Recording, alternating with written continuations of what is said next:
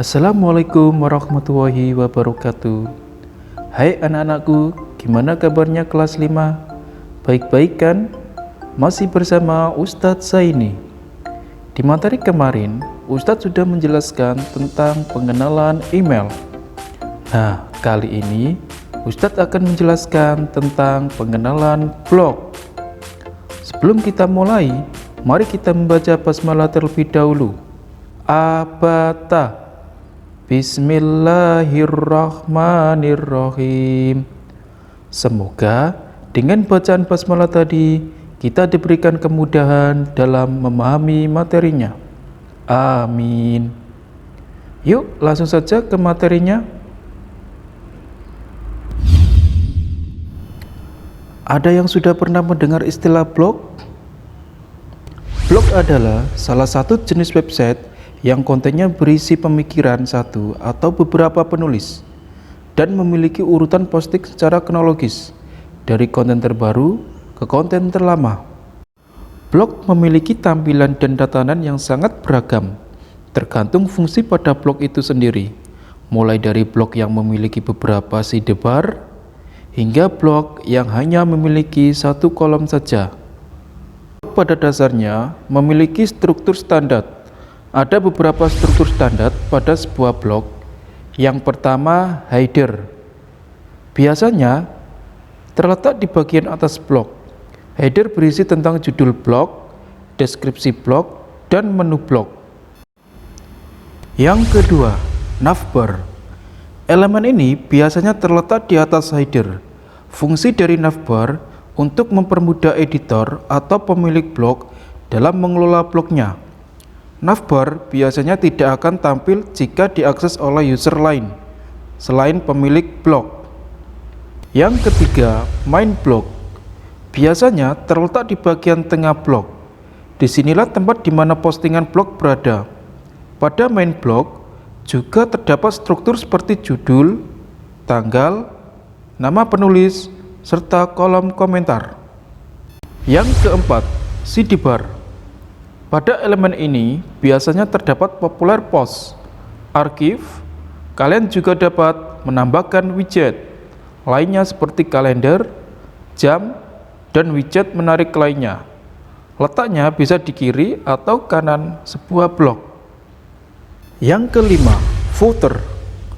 Terletak paling bawah blog biasanya terdapat informasi singkat pemilik blog, kontak atau form subscribe untuk diisikan alamat email. Berikut contoh dari struktur blog.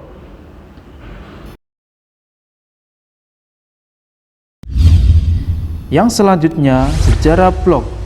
Sejarah blog dimulai pada tahun 1994. Waktu itu, Justin Hall membuat laman pribadi pertamanya pada Januari 1994 dengan nama links.net. The New York Times Magazine menyebut Justin Hall sebagai the founding father of personal blogger. Yang selanjutnya, pada tahun 1997 lahirnya istilah weblog. Istilah weblog pertama kali diperkenalkan oleh John Berger melalui situsnya yaitu Robot Wisdom. Dan pada tahun 1999, weblog disingkat menjadi blog. Pada tahun ini, Peter Merholz, desainer Groupon, OpenTable, dan Jawbone memperkenalkan istilah blog, kependekan dari weblog. Dan pada tahun ini juga lahirnya Blogger, LiveJournal, dan Xanga. Yang selanjutnya, pada tahun 2003 lahirnya WordPress dan akuisisi blogging. 2003 menjadi tahun penting di dunia blogging karena pada tahun tersebut WordPress dirilis untuk pertama kalinya. Pada tahun yang sama, Google mengakuisisi Pirelab, yaitu pembuat blogger, dan mengubah namanya menjadi Blogspot. WordPress dan Blogspot adalah dua platform penyedia layanan blogging terbesar saat ini. Yang selanjutnya, Ustadz akan menjelaskan tentang jenis-jenis blog. Ada beberapa jenis-jenis blog. Yang pertama, blog pribadi. Di awal kemunculannya, blog memang dimanfaatkan untuk tujuan pribadi. Kebanyakan orang menggunakan blog untuk menulis cerita-cerita pribadi yang bisa diakses secara online. Bisa mengenai cerita liburan, pengalaman sekolah, cerita tentang keluarga, atau bahkan tentang kisah asmaranya. Blog sering juga disebut sebagai jurnal online karena memungkinkan penggunanya untuk mencatat buku harian secara online. Yang kedua, blog profesional. Berbeda dengan blog pribadi, blog profesional memiliki batasan tertentu dalam konten yang diterbitkan. Biasanya blog profesional berisi konten-konten yang dapat menunjukkan profesionalitas pemilik blog di suatu bidang. Misalkan, kalian ahli di bidang SEO dan digital marketing, maka kalian bisa mengisi blog profesional kalian dengan konten yang berkaitan dengan SEO dan digital marketing. Kalian harus membahas topik-topik yang berkaitan dengan SEO dan digital marketing dengan detail agar pembaca benar-benar memahami yang Anda tulis. Selanjutnya, yang ketiga, blog bisnis atau konten marketing.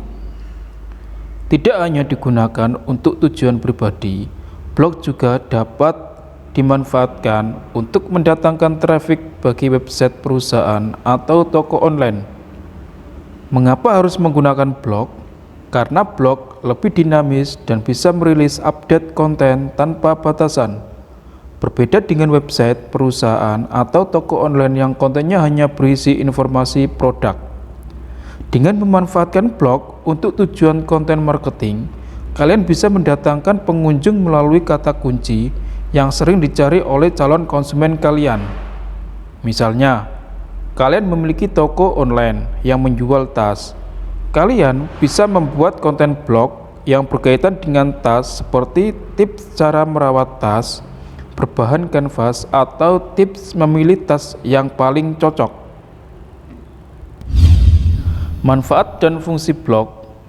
Yang pertama adalah mengasah kemampuan menulis. Menulis adalah keahlian penting yang bisa dilakukan oleh siapa saja, dan kalian bisa mengasah kemampuan tersebut melalui blog.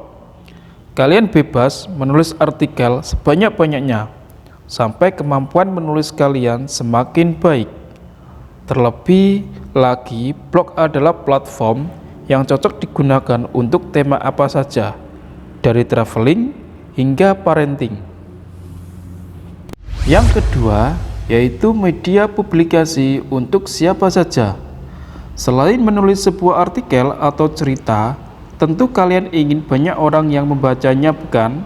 Nah, blog bisa melakukan publikasi untuk kalian. Jika mengirim tulisan ke sebuah media, tentu akan seleksi, dan ada kemungkinan tulisan yang kalian kirimkan tidak terbit. Melalui blog, kalian bisa menerbitkan tulisan atau karya kalian kapan saja. Yang ketiga, manfaat dan fungsi blog, yaitu bukti profesionalitas.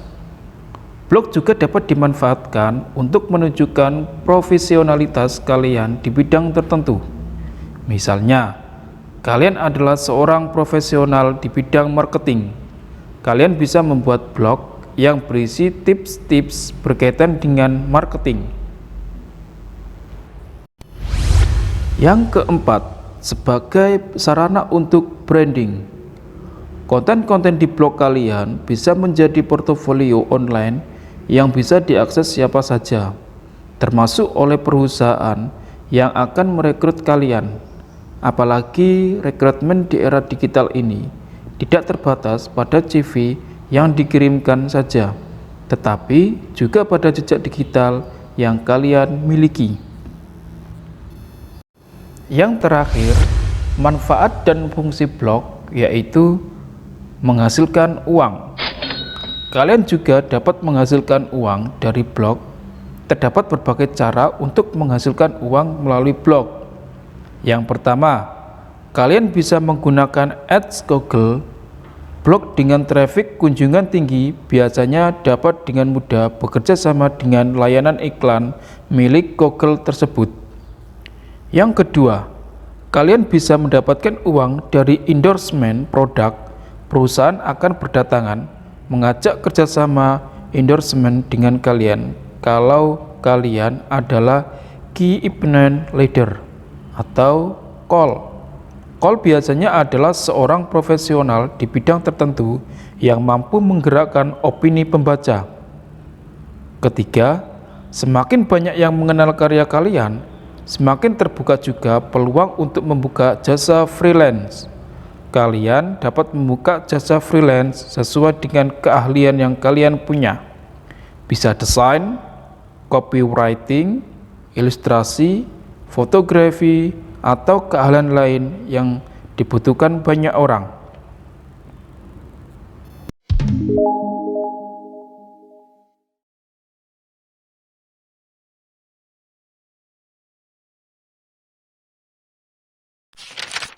Nah, anak-anakku, demikian penjelasan dari Ustadz. Semoga bisa dipahami dengan baik. Tetap stay at home, jaga kesehatannya, kerjakan tugasnya dengan baik. Jangan lupa sholat 5 waktunya. Ustadz akhiri. Wassalamualaikum warahmatullahi wabarakatuh.